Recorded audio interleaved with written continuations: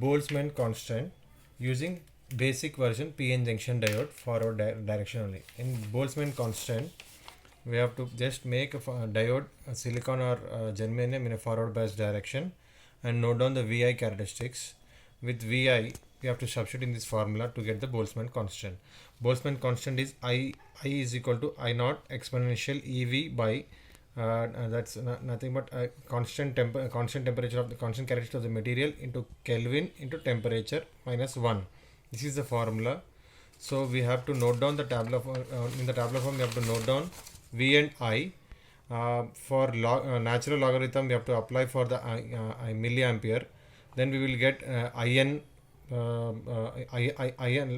logarithm of I, and we have to plot a graph between voltage and logarithm natural logarithm I. So we'll get a straight line. We have to make a slope of this thing and substitute in the formula. The Boltzmann constant we'll be getting is 1.38 into 10 to the power of minus 23 joules per Kelvin. So I'm showing you how to do the experiment. So this is a circuit already provided on the board. On the board we are giving two digital meters. One is digital ammeter 2000 microns 200 milliamps and digital voltmeter 2000 millivolt 20 volt. So DC power supply is inbuilt, resistance also inbuilt, diodes also inbuilt. So I'm just making the circuit connection which is giving the provided on the board. DC power supply positive to resistance, and resistance other end is given to ammeter positive, ammeter negative is given to ammeter negative, the voltmeter connection positive to positive, negative to negative. It's a very easy, very simple connections given on the board. This is voltmeter negative, power supply negative to negative. Now there is an option for choosing diodes IN 4007 and OS 79. Right now I am choosing IN 4007 in a forward direction. So this is the connection. If you want to choose OS 79, just need to shift it from these two connection to here. So you can choose OS 79 as an option. There is an option given on the board. Right now we are doing only IN 4007. So we have connected the circuit. So now I am increasing the voltage. This is millivolts and this is milliamps. So increasing the millivolts and note down the current. Initially the current will be won't start from 0 to like there is little cutoff range for the diode. So we need to find the cutoff range as well. So this is our cutoff range. 489 is millivolts is our cutoff range. There the current started 0.01 milliamps.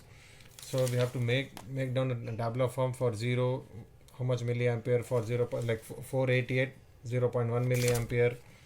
So say suppose the 0.5 milliamps 548 and 1 milliampere 577, 1.5 milliamps, let me go for 1.5 596, 2 milliamps 610, 2.5 621, 3 milliamps 627, 3.5 635, 4 milliamps 642, 4.5 milliamps 647,